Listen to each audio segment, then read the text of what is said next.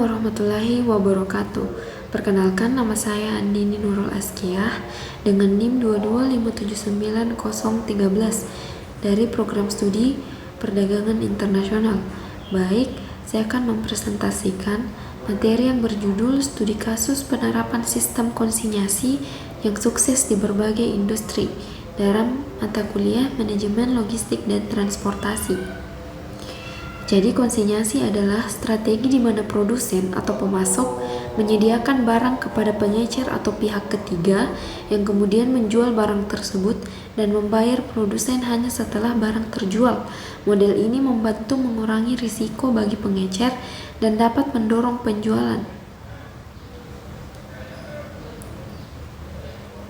Baik, dari yang pertama yaitu Zara.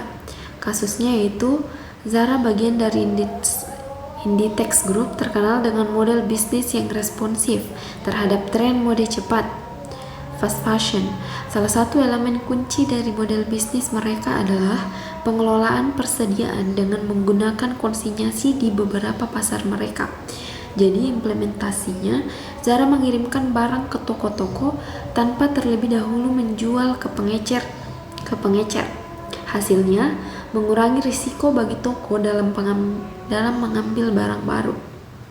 Jadi Zara bagian dari Inditex Group adalah contoh utama penggunaan model konsinyasi dalam industri pakaian yang membantu perusahaan mempertahankan posisinya sebagai pemimpin mode cepat fast fashion. Dalam sistem ini, Zara mengirimkan barang ke toko tanpa menjualnya langsung kepada pengecer. Toko hanya membayar Zara setelah produk tersebut terjual, memungkinkan Zara untuk tetap memegang kendali atas harga dan persediaan. Ini memungkinkan perusahaan untuk cepat merespon perubahan tren pasar dan memastikan produk-produk mereka selalu up to date. Keuntungan utama dari strategi ini adalah kemampuan Zara untuk memperbarui koleksi pakaian dengan cepat tanpa risiko penumpukan stok yang tidak terjual, yang sangat penting dalam dunia fashion yang selalu berubah. Model konsinyasi Zara yang juga berkontribusi pada efisiensi rantai pasokan mereka yang terkenal dengan pengelola inventaris secara langsung dan memproduksi barang dalam jumlah kecil namun sering. Zara dapat meminimalkan limbah dan memaksimalkan penjualan. Pendekatan ini juga memungkinkan mereka untuk menyesuaikan produksi berdasarkan permintaan aktual, mengurangi risiko kelebihan produksi, dan memberikan fleksibilitas untuk beradaptasi dengan tren baru. Hasilnya, Zara dapat menawarkan berbagai produk dalam waktu yang sangat singkat, menjaga toko tetap tersegar dan menarik bagi konsumen, dan meningkatkan tingkat konversi penjualan.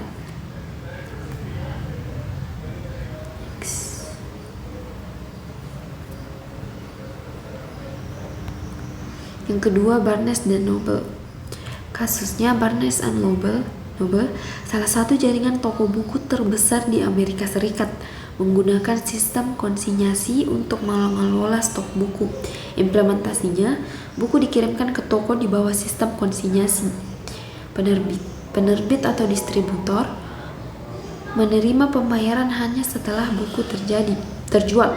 Hasilnya, mengurangi risiko stok mati untuk toko buku, meningkatkan kemampuan toko untuk menawarkan berbagai pilihan buku. Jadi Barnes and Noble, salah satu jaringan toko buku terbesar di Amerika Serikat, menerapkan sistem konsinyasi untuk mengelola stok buku mereka, yang menjadi faktor kunci dalam mengoptimalkan penawaran dan mengurangi risiko.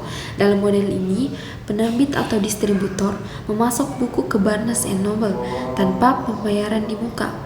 Toko buku hanya membayar setelah buku tersebut terjual. Buku yang tidak laku dapat dikembalikan, memberikan fleksibilitas dalam manajemen persediaan dan mengurangi risiko stok mati. Keuntungan utama dari sistem ini adalah kemampuan untuk menawarkan beragam pilihan buku tanpa mengunci modal pada inventaris yang tidak terjual, serta meningkatkan kemampuan untuk beradaptasi dengan tren pembaca yang cepat berubah, sehingga Barnes and Noble tetap kompetitif dalam pasar buku yang dinamis. Yang ketiga, Best Buy. Kasusnya, Best Buy pengecer elektronik terbesar di Amerika Serikat menerapkan sistem konsinyasi untuk beberapa lini produk elektroniknya. Implementasi yang pertama, produsen elektronik mengirimkan produk ke Best Buy dengan sistem konsinyasi. Yang kedua, Best Buy membayar produsen hanya setelah produk tersebut terjual.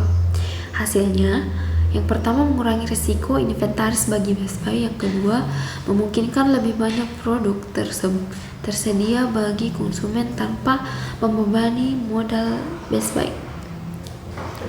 Jadi Best Buy, pengecer elektronik terkemuka di Amerika Serikat, sukses memanfaatkan sistem konsinyasi untuk beberapa lini produknya, termasuk aksesoris komputer, gadget, dan peralatan rumah tangga kecil. Dalam model ini, produsen mengirim produk ke Best Buy yang kemudian membayar hanya setelah produk tersebut terjual, mengurangi risiko persediaan bagi pengecer. Keuntungan utama dari pendekatan ini adalah fleksibilitas dalam memperkenalkan dan memasarkan berbagai produk tanpa komitmen keuangan yang besar. Sistem konsinyasi ini memungkinkan Best Buy untuk menyediakan berbagai pilihan kepada pelanggan tanpa menanggung resiko finansial besar, serta meningkatkan kemampuan untuk merespon permintaan konsumen dan tren teknologi dengan cepat, menjaga toko segar dan relevan.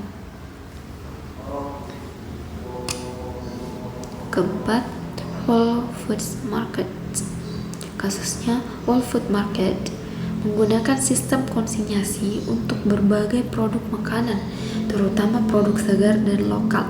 Implementasinya, petani dan produsen lokal memasuk produk ke Whole Foods dengan sistem konsinyasi. Hasilnya, memberikan kesempatan kepada produsen lokal untuk memasukkan produk mereka ke pasar yang lebih luas.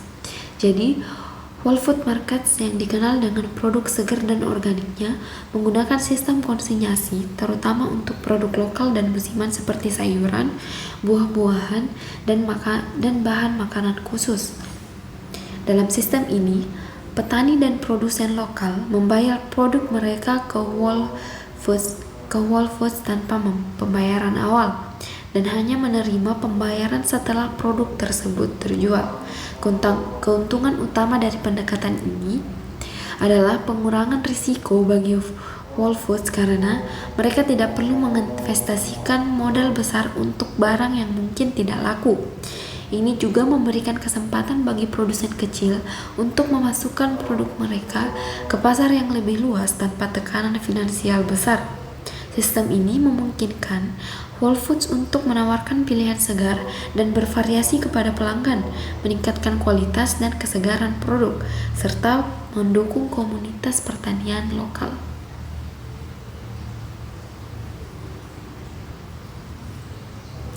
Next. Yang kelima, Tesla. Kasusnya, Tesla produsen mobil listrik menggunakan sistem konsinyasi untuk beberapa model mobil mereka di pasar tertentu. Implementasinya, Tesla mengirimkan mobil ke dealer atau pusat distribusi di bawah sistem konsinyasi.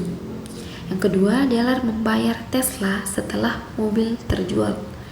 Hasilnya mengurangi risiko bagi dealer. Yang kedua, meningkatkan fleksibilitas dalam merespon permintaan pasar. Jadi Tesla menerapkan model konsinyasi dalam strategi distribusi mereka untuk beberapa model mobil di pasar tertentu, membantu mereka mempertahankan kontrol ketat atas pengalaman pelanggan dan distribusi produk. Dalam model ini, Tesla mengirim mobil ke dealer atau pusat distribusi yang harus membayar setelah mobil tersebut terjual. Hal ini memungkinkan Tesla untuk mengelola harga jual secara langsung dan meminimalkan risiko inventaris berlebih di sisi dealer. Dengan konsinyasi, dealer tidak dibebani dengan biaya awal yang besar untuk membeli stok, sehingga mengurangi risiko finansial dan memungkinkan mereka fokus pada penjualan dan layanan pelanggan. Baik, itulah tadi materi yang saya sampaikan. Saya tutup. Wassalamualaikum warahmatullahi wabarakatuh.